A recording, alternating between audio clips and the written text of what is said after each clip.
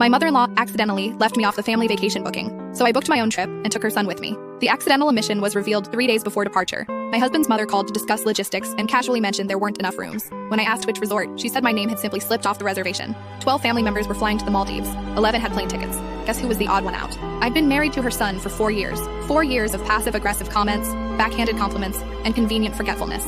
She forgot to save me a seat at Thanksgiving, forgot to include me in the family portrait, forgot my dietary restrictions at every holiday dinner, then acted shocked when I couldn't eat the shrimp casserole. "We can squeeze you somewhere?" she offered, her voice dripping with false concern. Maybe the pull-out in Uncle Gerald's suite? My husband Theo was standing beside me listening. I watched his face, the way his jaw tightened, then loosened into that defeated expression I'd seen 100 times before. "Mom, that's not acceptable," he said, but his voice was weak, tired, the voice of a man who'd spent his whole life picking battles and losing. That night, I couldn't sleep. I lay in bed replaying every slight, every exclusion, every moment his mother reminded me I wasn't really family. Theo snored beside me, blissfully unaware of how much damage his silence had done. By morning, I had a plan. I called a travel agent and booked a 2-week trip to Bali. Luxury resort, private villa, couples massages, the works. I used our joint savings account, the one we'd been building for a house. Then I contacted Theo's office and requested his vacation time be moved up. When he came home, I handed him his boarding pass. "What's this?"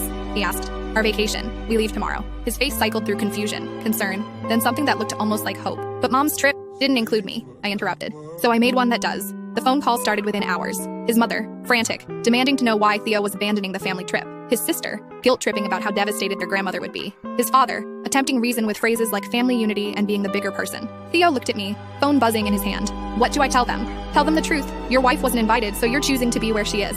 Something shifted in his expression. For the first time in our marriage, I watched him stand up. "Mom," he said into the phone, "you left out my wife, deliberately.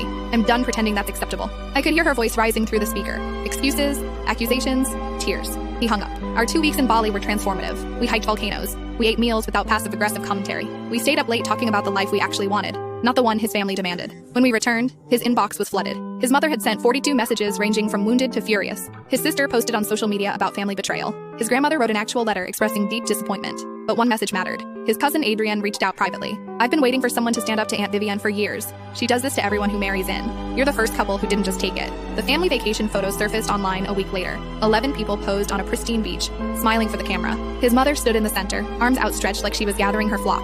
Theo studied the photo for a long time. "I don't miss it," he finally said. "I thought I would, but I don't." That Christmas, we hosted our own dinner. Adrienne came. So did 2 other cousins who'd been similarly excluded over the years. We started a new tradition, a table where everyone belonged. His mother eventually called, attempting reconciliation. She never apologized, just suggested we move forward and put this behind us. Theo's response was calm. "Moving forward means acknowledging what happened. Until you can do that, we're not interested." She hung up. Last month, we closed on our first house. The down payment rebuilt from nothing, this time with intention. His mother wasn't invited to the housewarming. She sent a card anyway, addressed only to him. I used it as a coaster.